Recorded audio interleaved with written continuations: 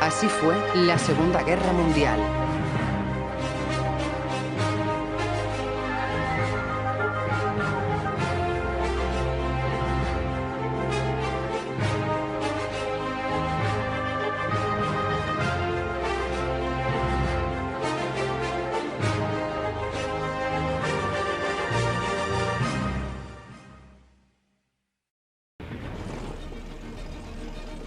Invierno de 1943.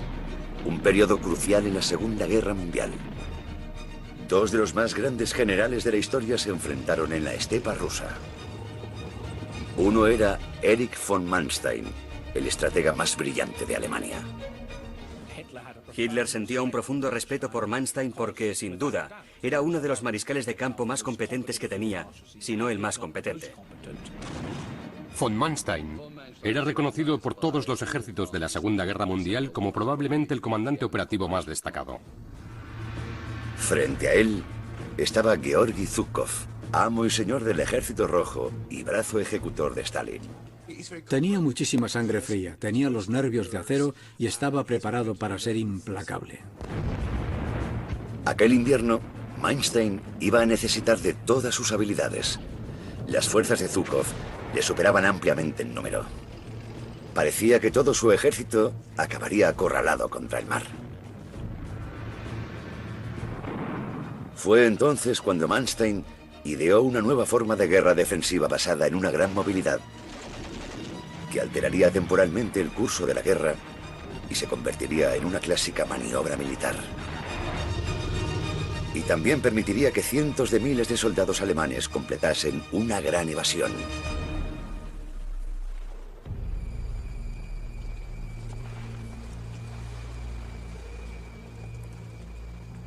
Febrero de 1943, en el Frente Oriental.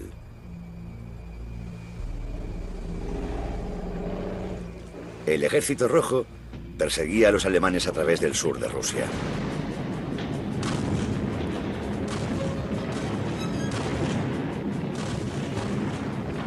Había unos 300.000 soldados alemanes,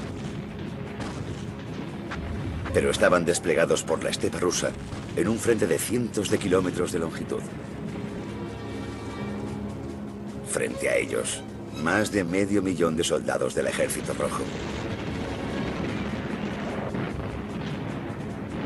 Existía la posibilidad real de que los alemanes cayesen y que todo el frente oriental de Hitler se viniese abajo. Pero no era únicamente cuestión de números. Los alemanes se enfrentaban a uno de los más grandes generales de la Segunda Guerra Mundial.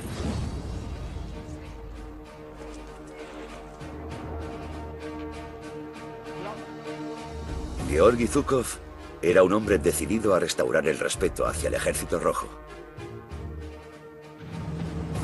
Durante buena parte de 1941 y 1942, habían sido aplastados por los Panzers alemanes. Una ciudad tras otra había sucumbido ante las fuerzas de Hitler. El ejército soviético había sido humillado. Pero en Moscú, las cosas habían cambiado. Zhukov se había plantado. Aquí, en otoño de 1941, había congregado a todas sus unidades para impedir la tentativa alemana de capturar la capital.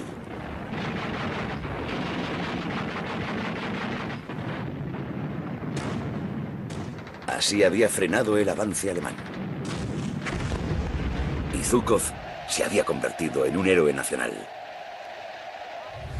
Evan Mosley ha escrito ampliamente sobre el Ejército Rojo durante la Segunda Guerra Mundial.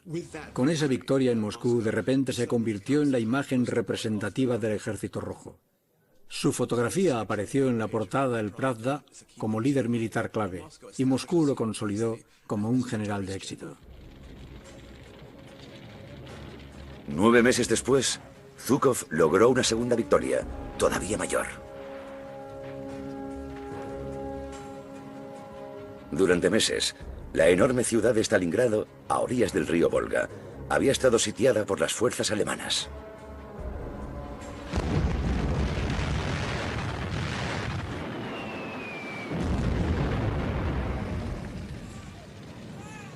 Al decenas de miles de civiles soviéticos les esperaba una muerte brutal. Pero entonces, Zhukov recibió la orden de hacerse con el mando. En noviembre de 1942, de forma totalmente secreta, concentró a un enorme ejército.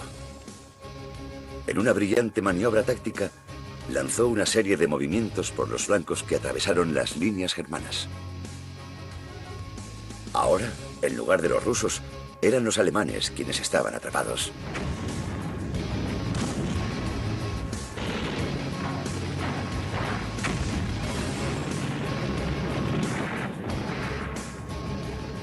Aquella se convertiría en la mayor derrota de Alemania en la guerra hasta la fecha.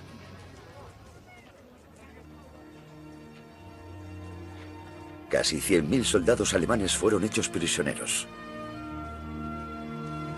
Zhukov se convirtió en el general de mayor confianza de Stalin. Zhukov era el líder real del Ejército Rojo, especialmente a partir de mediados de 1942. Era alguien que Stalin utilizaba y en quien confiaba. Estaba preparado para ser implacable. Ejecutaba a los comandantes de división que se retiraban sin cumplir órdenes, y eso le ganó la aprobación de Stalin.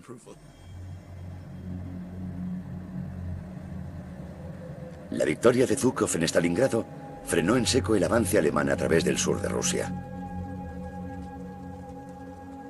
Marcó un punto de inflexión en la guerra en el frente oriental.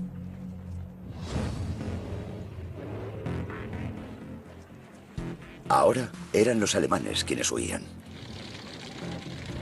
El mayor general Mango Melvin es un experto en la guerra táctica y estratégica. El mapa muestra la situación estratégica en el frente oriental. Las fuerzas soviéticas empujaron a los alemanes hasta esta línea del frente.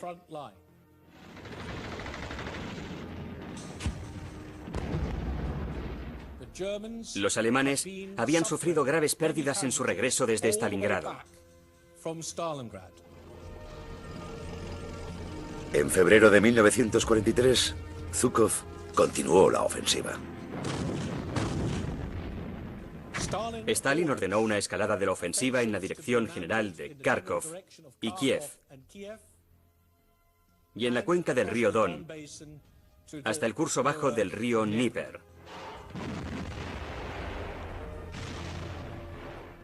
Continuando mientras tanto la ofensiva desde el Cáucaso hasta cerrar definitivamente el cruce en Rostov sobre el río Don. El ala meridional germana, en el frente oriental, estaba en grave peligro de desmoronarse. El plan de Zhukov era expulsar a los alemanes de las ciudades de Kharkov, Belgorod y Rostov, atraparlos contra el Mar Negro y una vez allí, aniquilarlos.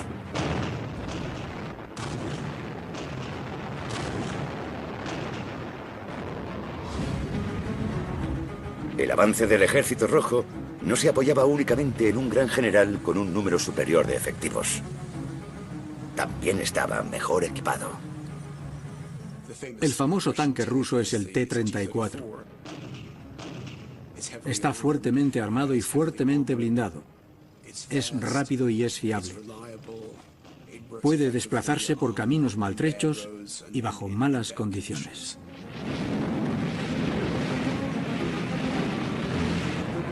Los rusos también contaban con el terrible lanzacohetes múltiple Katyusha.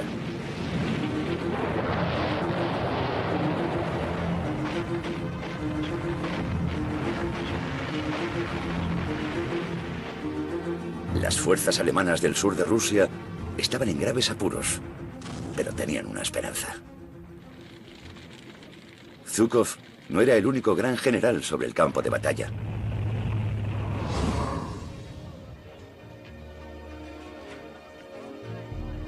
Durante más de 2 años, Erich von Manstein había estado detrás de algunas de las operaciones de mayor éxito de Hitler.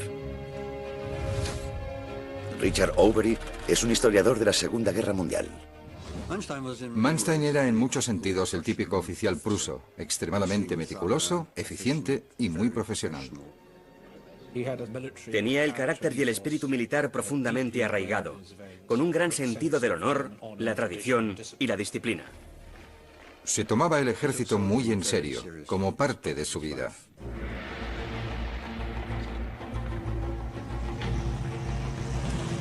En otoño de 1940, Manstein había planeado y dirigido la invasión de Hitler de Europa Occidental.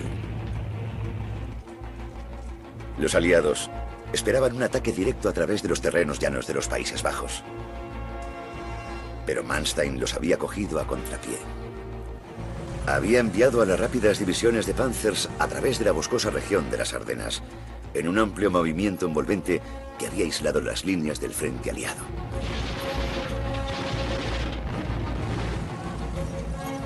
Era lo último que se esperaban los aliados. El plan de Manstein cogió a franceses y a británicos totalmente por sorpresa.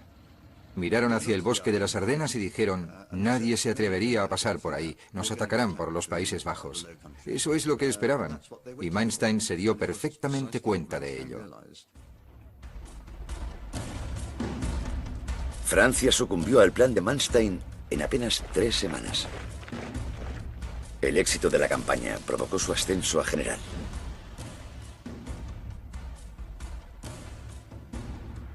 Diez meses más tarde, ya era un comandante destacado en el Blitzkrieg, o ataque relámpago alemán que arrasó la Unión Soviética en verano de 1941. Una vez más, el ataque se apoyó en las rápidas divisiones de Panzers, que atravesaron con facilidad las defensas rusas. Los blindados se movían muy rápido. Tan rápido que desataban el pánico entre las líneas enemigas porque nunca podían saber dónde estaban los alemanes. Estaban delante de ellos y al instante ya les habían superado. En pocos meses, Manstein había avanzado hasta el Mar Negro. Ahora, en febrero de 1943, se enfrentaba al contraataque ruso.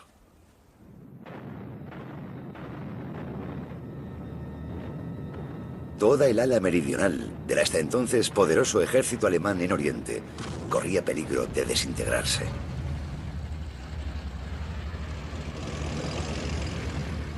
Los alemanes nunca se habían jugado tanto.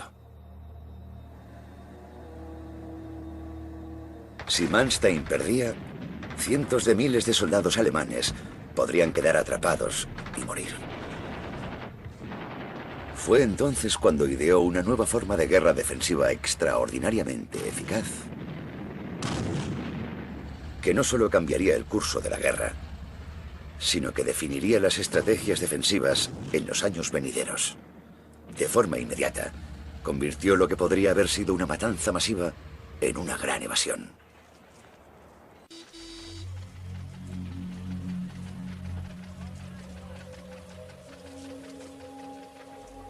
...6 de febrero de 1943. Von Manstein viaja a Alemania para debatir urgentemente con Hitler las medidas a adoptar. Un informe alemán recoge el dramatismo de la reunión. Los hombres que esperaban se quedaron en silencio, y Hitler les saludó de medio lado, sin hablar. Acto seguido, estrechó únicamente la mano del mariscal de campo, von Manstein, y se produjo un silencio absoluto en la sala. Manstein informó de que Alemania tenía 2 opciones. El comandante supremo debía enviar tropas adicionales o permitir que sus unidades se replegasen a posiciones más fácilmente defendibles. Pero para Hitler, la retirada era algo impensable. En primer lugar, consideraba los enormes yacimientos de carbón alrededor de Donetsk, conocidos como la cuenca del Donbass, como indispensables para el esfuerzo bélico alemán. El Donbass es una gran región industrial. Era importante para los alemanes que querían retenerla para sus propios fines y negarle el acceso a los rusos. Y era importante para los rusos que querían liberarla. Así que era una zona de una importancia considerable. Pero Hitler también se oponía vehementemente a la propia idea de ceder terreno. no era algo que debiese hacer un verdadero alemán. Para él se trataba siempre de una cuestión psicológica. Si te retiras eres un cobarde, si avanzas eres un auténtico soldado alemán, y por muy simple que parezca, lo aplicaba siempre que podía a su visión del campo de batalla. Para Manstein, obviamente, no tenía ningún sentido. Lo que determinaba el éxito en el campo de batalla era la posición de las tropas, el suministro de armas y nuevos equipos, y por supuesto, y sobre todo, estar dispuesto a replegarse si era necesario, aunque solo fuese para preparar mejor un ataque.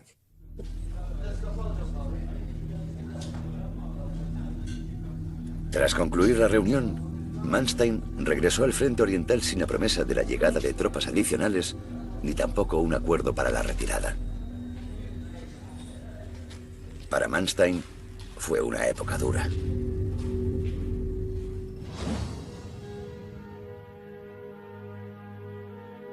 En 1943, Manstein tenía 56 años.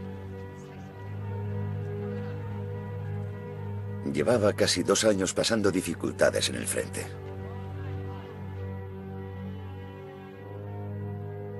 Tres meses antes, su hijo mayor, Gero, había muerto cerca de Leningrado. Fue un golpe terrible para Manstein. Probablemente fue lo más duro que le pasó en toda su vida. La gente que visitaba su cuartel general decía que Manstein estaba envejeciendo a marchas forzadas.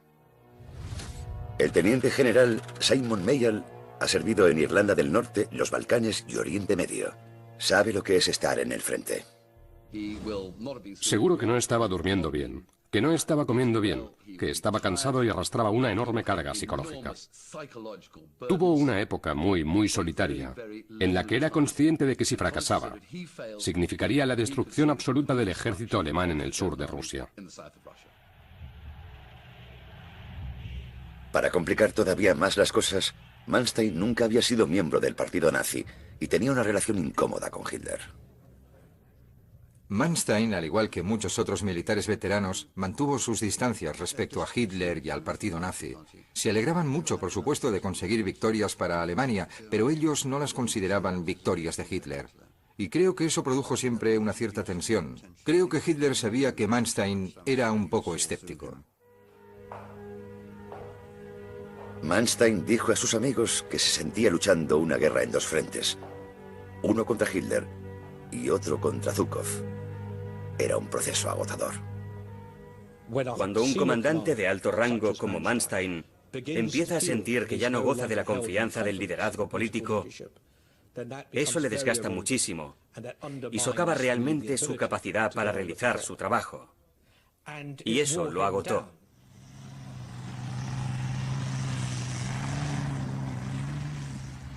De vuelta en el campo de batalla, Manstein dijo al jefe del Estado Mayor de Hitler: Informe al Führer una vez más de que necesito libertad de maniobra para poder ejercer el mando. Siempre cree que se lo solicito únicamente para poder replegarme más rápido. En realidad, es lo contrario. Y concluyó: si el Führer no confía en mí, debería buscar a otro. Pero su petición de mayor libertad de acción cayó en saco roto.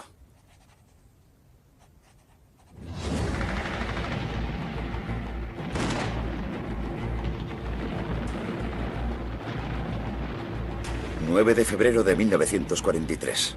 La ofensiva de Zhukov estaba en su punto álgido. Las fuerzas rusas reconquistaron la ciudad de Belgorod.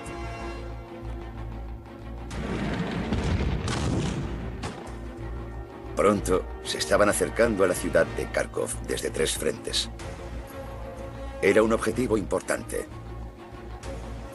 La segunda ciudad más grande de Ucrania y la 4ª de Rusia. El 13 de febrero, Hitler dictó la orden de resistir a cualquier precio. Miles de soldados alemanes intentaron defender la ciudad. Pero las fuerzas rusas de Zhukov volcaron todo su potencial humano y armamentístico. El clima se tornó gélido.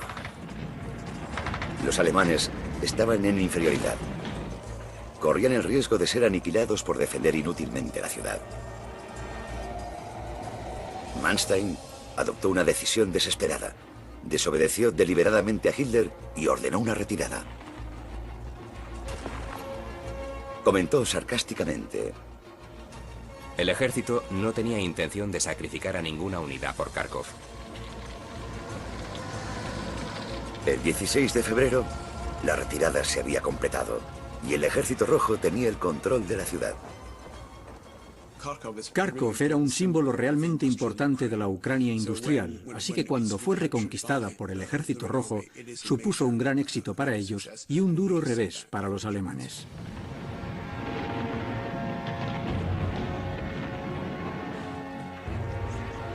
Los soldados de Zhukov ya casi podían oler la victoria. Uno de ellos escribió en su diario: estamos cruzando territorio liberado. Zonas que llevaban ocupadas por los alemanes durante más de 2 años. Sus habitantes salen a recibirnos con alegría y nos regalan manzanas, peras, tomates, pepinos, etc. A mediados de febrero, la vanguardia del ejército ruso había avanzado más de 300 kilómetros en el territorio controlado por los alemanes.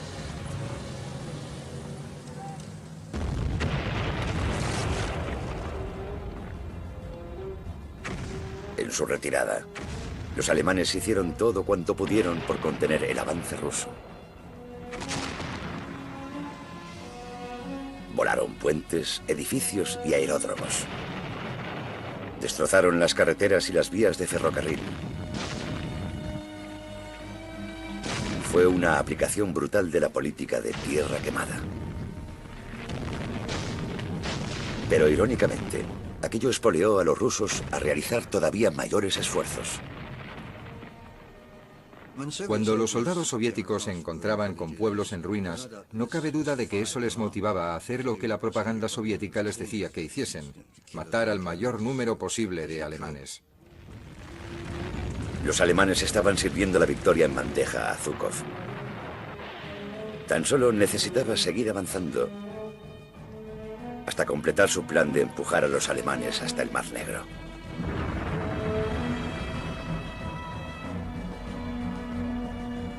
Von Manstein iba a necesitar de toda su brillantez para salvar la situación.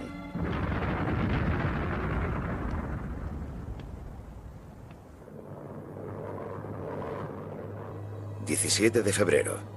Hitler vuela hasta el cuartel general de von Manstein, en el Dnieper, para otra reunión de emergencia. Un testigo presencial de la llegada de Hitler con su perro Blondie relató lo siguiente: descubrí, estremecido, que Hitler tenía muy mal aliento. Cuando cogí su abrigo, aquel bicho alsaciano se puso hecho una furia. Colgué el abrigo del perchero y podría jurar que en los bolsillos llevaba 2 pistolas.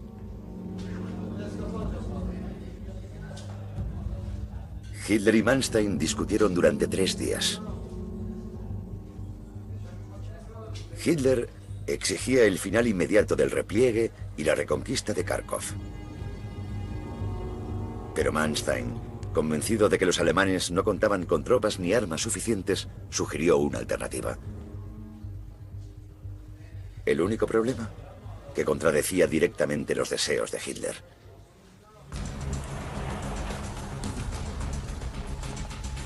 El plan de Manstein consistía en una rápida y poderosa transición del repliegue al ataque. Se conoce como la defensa elástica o móvil. Si te retiras estratégicamente, puedes concentrar tus fuerzas, asegurarte de que cuentas con los suministros necesarios y no comprometerte en exceso. Y entonces eres tú quien puede elegir el momento de volver a entrar en acción y de convertir tu defensa en ataque. Es como el ajedrez. No piensas únicamente en los 2 o 3 primeros movimientos. Piensas en todo el plan de juego de tu oponente y desarrollas un conjunto superior de movimientos en su contra. En ciertos momentos puede parecer que estás perdiendo, que estás retrocediendo.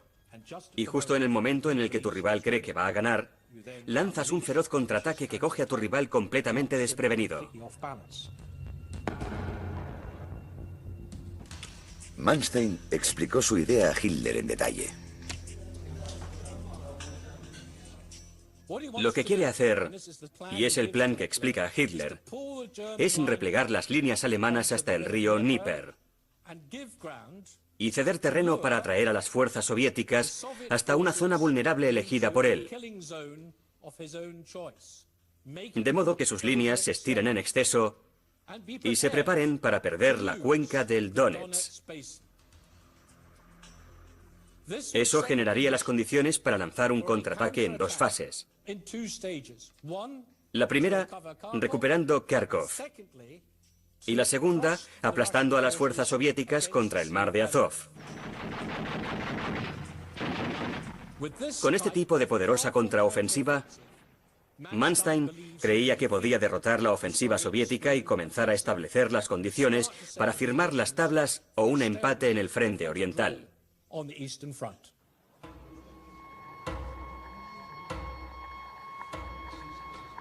Pero Hitler odiaba toda la idea.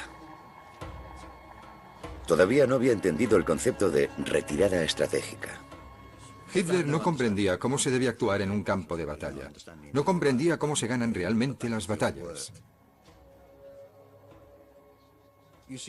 Si nos fijamos en las imágenes, mientras analizan los mapas, está claro por su lenguaje corporal que a Hitler no le gustaba que Manstein le dijese lo que debía hacer.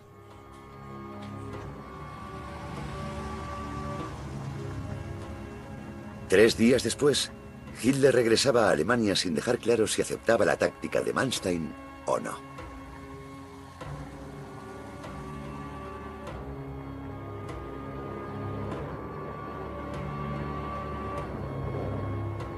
Manstein escribió que él y Hitler vivían en 2 mundos diferentes. Hitler hablaba de conservar la cuenca del Don por las necesidades económicas. Y Manstein le dice, creo que no lo entiende. No tenemos fuerzas suficientes para eso. Pero con la marcha de Hitler, Manstein tenía libertad para tomar sus propias decisiones. Era un momento crucial para los alemanes. Pero los rusos también se enfrentaban a grandes decisiones.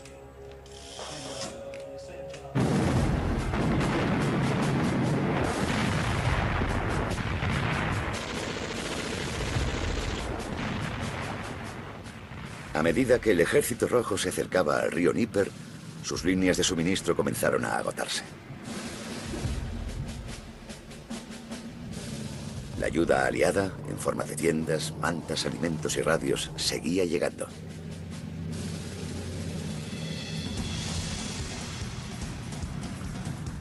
Pero el comandante ruso, Georgi Zhukov, se enfrentaba a un dilema. ¿Hasta dónde y a qué ritmo podía avanzar sin estirar sus líneas en exceso, haciéndolas vulnerables a un posible contraataque? Los depósitos de suministros estaban en la retaguardia, a cientos de kilómetros de distancia. Creo que el problema que tienen los rusos es que son distancias muy largas. No cuentan con el modo de transporte necesario para mantener el ritmo. Cuanto más retroceden los alemanes, menores son sus problemas de suministro. Cuanto más avanzan los rusos, mayores son los suyos. Los suministros y la logística son una cuestión clave en estas batallas. Zhukov tuvo que hacer auténticos malabarismos. Stalin quería que avanzase y aplastase a los alemanes. Pero Zhukov sabía que sus líneas de suministro habían llegado al límite. Finalmente, decidió seguir adelante con el ataque. Al hacerlo, se consoló pensando que estaba persiguiendo a un ejército derrotado y en retirada. El riesgo del avance ruso dependía de hasta qué punto se estirasen sus líneas de suministro. Cuanto más acelerasen el ritmo en un intento por ganar la batalla, más debilitarían sus propias fuerzas.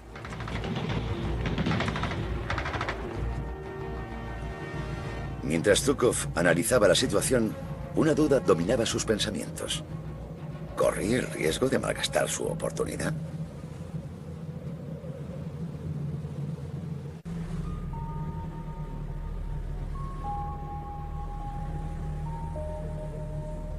El 19 de febrero, Manstein preparó su trampa. Comenzó con una serie de repliegues tácticos. El principal ataque ruso, la Operación Galope, continúa avanzando en dirección sudoeste, amenazando los puentes claves sobre el río Dnieper, incluido el de Zaporilla, donde estaba el cuartel general de Manstein. Una delgada línea de fuerzas alemanas es insuficiente para contener dicha ofensiva. Manstein consigue justo a tiempo sacar al cuerpo SS de Kharkov, listo para formar una zona de seguridad aquí, alrededor de Krasnograd.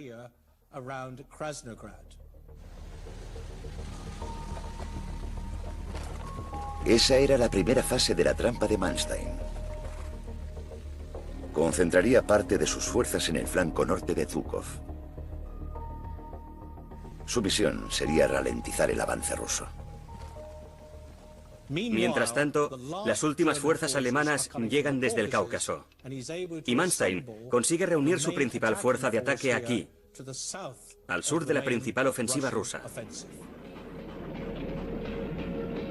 Su misión sería perforar y destruir la principal línea de ataque de Zhukov. La maniobra fue una extraordinaria proeza logística. Trasladar a un ejército que englobaba a cientos de miles de personas, a miles de tanques, a miles de vehículos no blindados y cantidades enormes de provisiones en mitad del absolutamente salvaje invierno ruso, es una hazaña digna de un genio de la logística.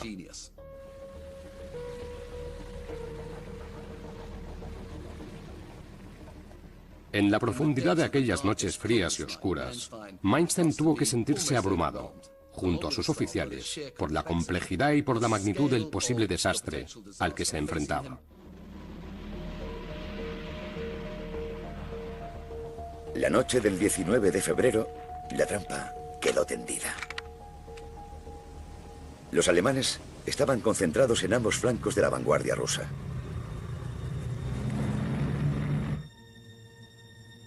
Tanto Zhukov como Manstein se estaban embarcando en una de las apuestas más grandes de sus vidas. Aquel que ganase dominaría la guerra en el frente oriental durante el futuro inmediato.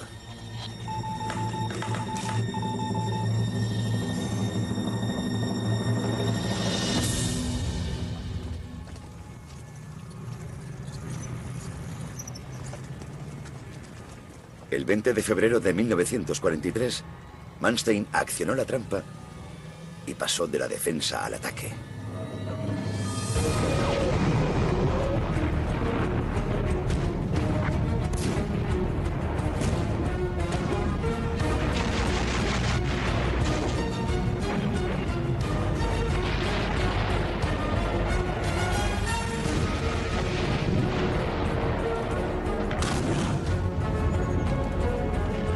Tras semanas defendiéndose, el cambio fue bien acogido por sus hombres.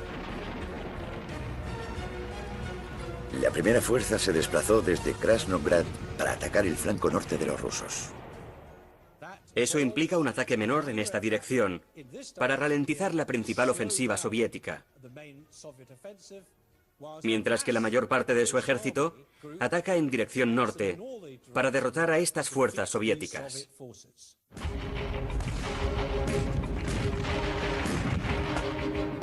El objetivo de Manstein era compensar su inferioridad numérica concentrando todas sus fuerzas en los puntos débiles de Zhukov.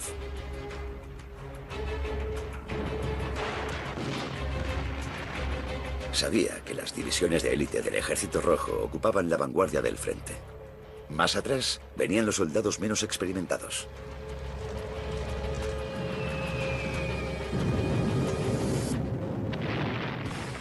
El combate fue rápido y virulento.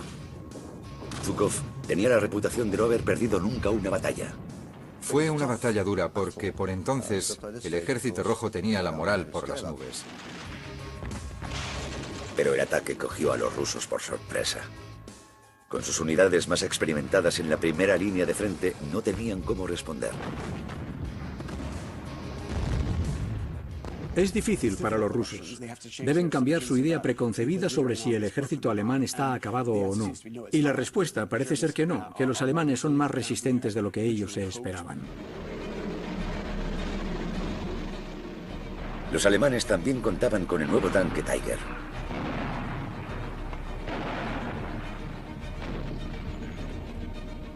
Era un modelo superior al T-34 ruso.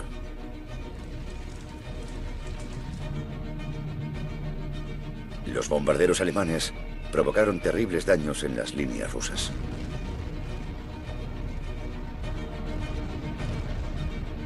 Los rusos comenzaron a quedarse sin combustible ni munición. Sus tanques, en concreto, necesitaban reparaciones urgentes, pero sus unidades de reparación estaban a kilómetros de distancia de las líneas del frente, demasiado lejos para poder resultar de alguna utilidad.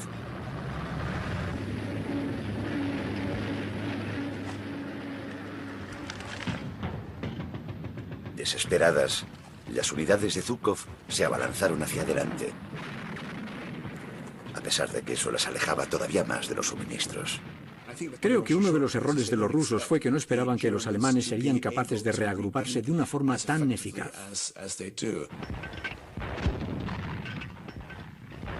Los alemanes demostraron una resistencia extraordinaria, demostraron una gran capacidad para improvisar, incluso estando al borde del desastre.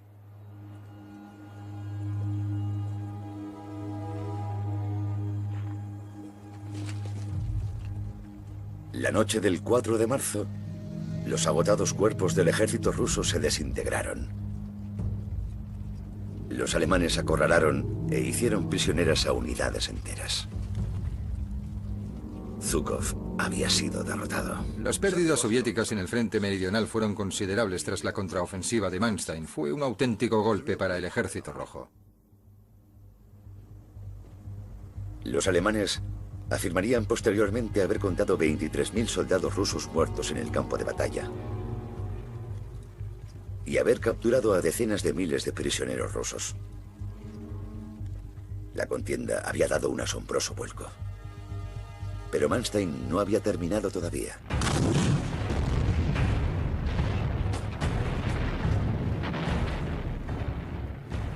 Con las tropas de Zhukov exhaustas y en retirada, Manstein sacó partido de su ventaja. Sus fuerzas regresaron a Kharkov. El 10 de marzo, los alemanes estaban a las afueras del norte de la ciudad. Durante 3 días, se produjeron violentos combates casa por casa. Los aviones y los tanques alemanes avanzaron intentando reavivar la tradición del Blitzkrieg o ataque relámpago de inicios de la guerra. La aviación alemana bombardeó las posiciones rusas en Kharkov, destruyendo lo poco que quedaba de una ciudad ya en ruinas.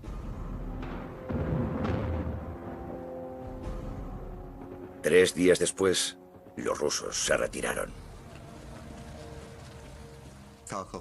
Kharkov fue capturada y de nuevo un número importante de soldados soviéticos cayó en manos alemanas.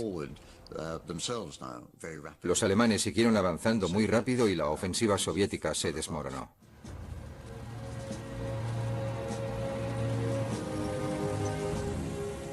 Tres días después, las fuerzas de Manstein reconquistaban Belgorod.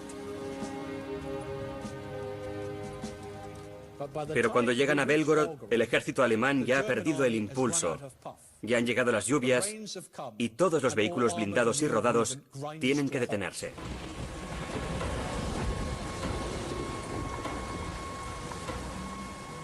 Con el deshielo de la primavera, los movimientos militares se volvieron imposibles. Los dos bandos se quedaron en punto muerto. Pero había sido una impresionante victoria para Manstein. Un hombre conocido por su dominio del ataque relámpago había creado una nueva forma de defensa con gran movilidad.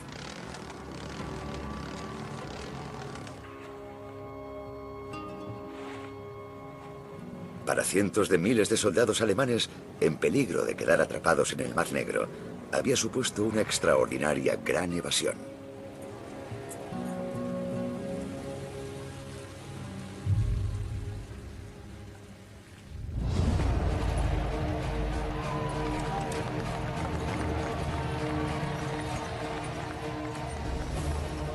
Durante el verano de 1943, a medida que el Ejército Rojo crecía en efectivos y en organización, las fuerzas de Hitler volvieron a verse contra las cuerdas en numerosas ocasiones.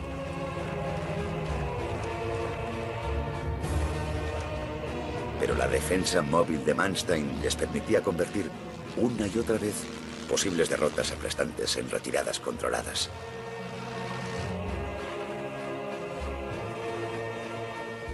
En todas ellas, Manstein compensaba su inferioridad de efectivos con velocidad y agilidad.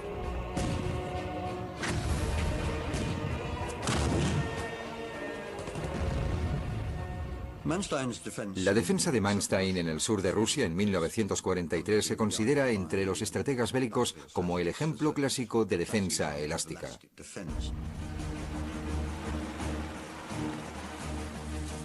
6 meses más tarde, la estrategia defensiva de Manstein permitiría a más de 500.000 de soldados alemanes replegarse y cruzar a salvo el río Dnieper.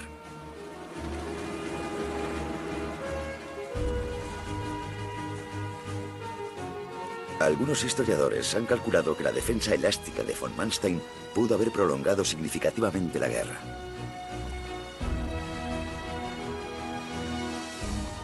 La capacidad de Manstein para dirigir una enorme batalla de maniobras y contramaniobras retrasó el final de la guerra, según mis cálculos, como mínimo entre 3 y 6 meses, tal vez un año.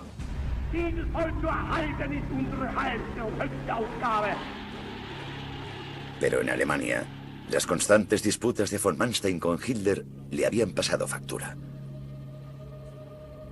Su disposición a ceder territorio contradecía todos los instintos de Hitler. Seguía habiendo una relación incómoda entre él y Hitler.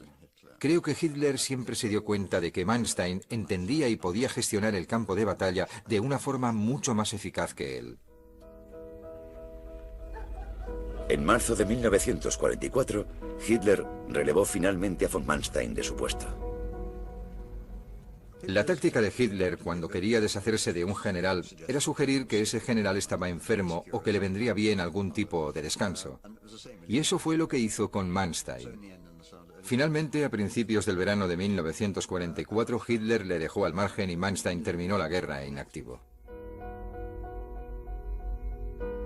Uno de los generales con mayor talento de Alemania asistió a los últimos meses de la guerra desde su hogar.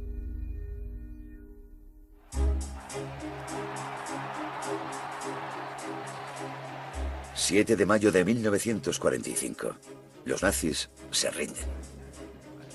Nuremberg, Germany, once the holy city of Nazism, becomes the setting of an epic event. Here, under the vigilant eyes of Allied military police, the 20 most important surviving members of the Hitler Gang go on trial. Uno de los hombres que se enfrentaba al juicio era Erich von Manstein. Pero inesperadamente contaba con partidarios en el bando aliado que veían en él a un soldado profesional y no a un nazi. Sorprendentemente, le defiende un miembro laborista del Parlamento, George Paget, que se manifiesta firmemente en su favor.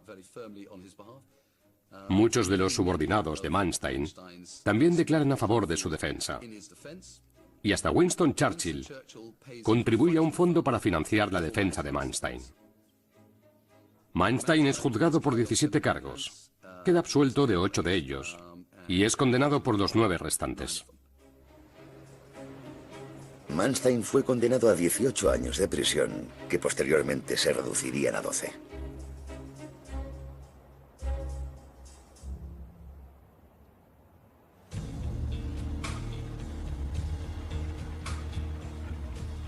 Mientras tanto, el mundo seguía adelante. La Segunda Guerra Mundial fue sustituida por la Guerra Fría. Las fuerzas occidentales y soviéticas se enfrentaban separadas por el llamado telón de acero. En la zona oriental, el antiguo enemigo de Manstein, el mariscal Zhukov, ahora ministro de Defensa de Stalin, formó un enorme ejército que superaba ampliamente los efectivos de la OTAN en Occidente.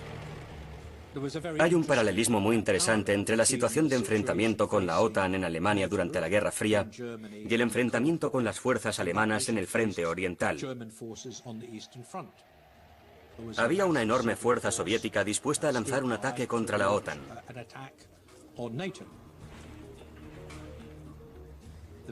Y la mejor forma de afrontar ese ataque era desarrollar alguna forma de defensa móvil.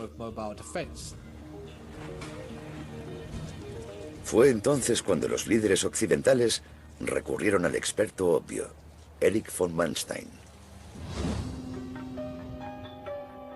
Tras cumplir solo 4 de los 12 años de su condena, quedó en libertad. Manstein, el genio que había estado detrás de la invasión de Europa occidental en nombre del fascismo, se convirtió en un defensor de la democracia occidental. Dado que había sido capaz de distanciarse de los aspectos más desagradables del Tercer Reich, y dado que estaba claro que había desempeñado un papel importante en los éxitos operativos de las Fuerzas Armadas alemanas, Occidente estaba muy interesado en lo que podía ofrecer.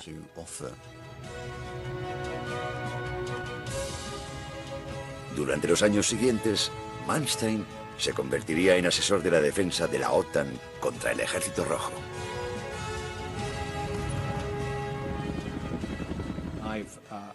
He descubierto numerosas pruebas de simulacros de guerra y otros materiales que demuestran que la OTAN había examinado cuidadosamente lo que había hecho Manstein, especialmente en el contraataque de Kharkov en 1943, como un modelo para ese tipo de contraofensivas.